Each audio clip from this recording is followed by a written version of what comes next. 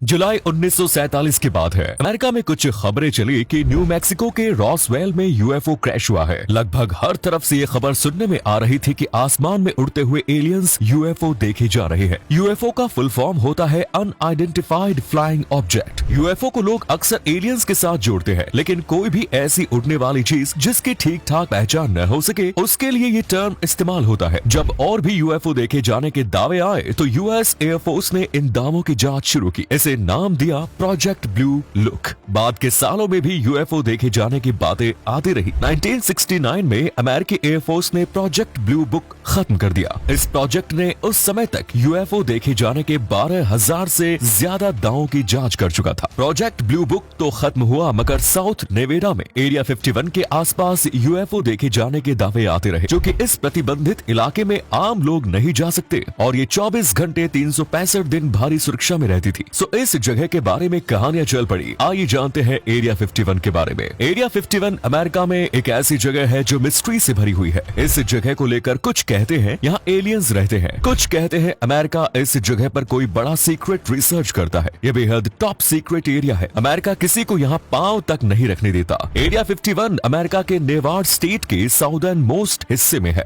नेवेडा test and training range ये अमेरिकी air force का ओपन ट्रेनिंग रेंज है और इसी जगह को कहते हैं एरिया 51। अब इसका ये नाम कैसे पड़ा ये नहीं पता।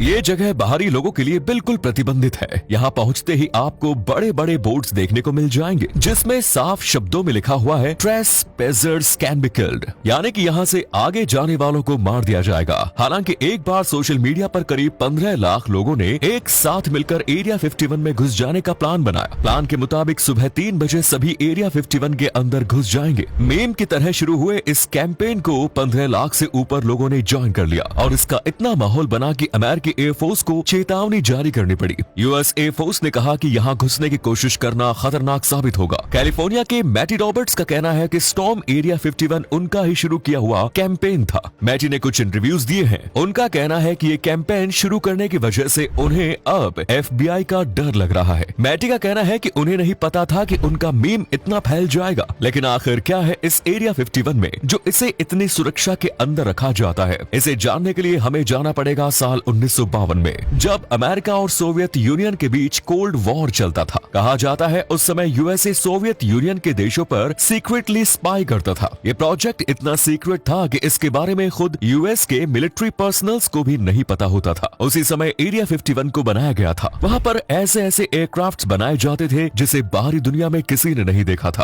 कोल्ड वॉर के समय सोवियत और अमेरिका दोनों एक दूसरे की खूब जासूसी करते थे ताकि दूसरा क्या कर रहा है, क्या करने की तैयारी कर रहा है, ये पहले ही पता लग जाए। अमेरिकी एयरफोर्स और नेवी दोनों के भेजे विमानों को बड़ा नुकसान पहुंचता था। बहुत बातें जानी जाती थी। ये पकड़े जाते तो सोवियत के साथ तनाव भी बढ़ता था। फिर ये भी दिक्कत थी कि सोवियत बहुत बड़ा था, उसके कई अहम इलाकों में पहुंचना बहुत मुश्किल हो जाता। ऐसे में यूएस वायुसेना ने काफी ऊंचाई पर उड़ने वाले स्पाई विमान बनाना शुरू किया, जो कि बिना देखे बिना पकड़ाए दुश्मन देश में खूब अंदर जाकर सीक्रेट इंफॉर्मेशन लेकर आ सके। इसी का नतीजा था project U2। U2 project America का बहुत बड़ा सीक्रेट था। उसकी जानकारी लीक होना वो अफोर्ड नहीं कर सकता था। शायद इसीलिए एरिया 51 इतनी टॉप सीक्रेट जगह रखी गई, इसीलिए उसे लोगों की पहुंच से बहुत दूर रखा गया। इसी वजह से एरिया 51 को लेकर इतना रहस्य बना। फिर इंडिपेंडेंस डे जैसी फिल्मों में रेफरेंस की वजह से अफवाहें फैली। इस वजह से एरिया 51 को ऐसी जगह के तौर पर दिखाया गया जहां एलियंस पर टेस्ट की प्रयोगशाला दिखाई गई। यूएफओ देखे जाने की अफवाहें जो कि शायद असल में U2 हुआ करते थे, इन्हीं अफवाहों को और ज्यादा हवा दी थी बॉब लाजर ने। इस आदमी ने एक फेमस पॉडकास्ट में आकर कहा कि उसने एरिया 51 में काम किया है। उसके मुताबिक यूएस गवर्नमेंट ने उसे स्पेशली हायर किया था एलियंस पर रिसर्च करने के लिए। उसके मुताबिक वो तब MIT से ग्रेजुएशन कर रहा था जब उसे यूएस गवर्नमेंट की एक टीम ने अपने इस सीक्रेट प्रोजेक्ट में बुलाया, जिसमें उसे यूएफओज और एलियंस के ऊपर रिसर्च करना था। जब इस आदमी के बारे में पता लगाया गया तो पता चला कि आदमी कोई MIT ग्रेजुएट नहीं बल्कि एक फ्रॉड था। उसने कई सारी कहानियों को मिलाकर अपने खुद की एक कहानी बना ली, लेकिन उसकी इसी कहानी ने लोगों के बीच एरिया 51 के बारे में उत्सुकता बढ़ा दी।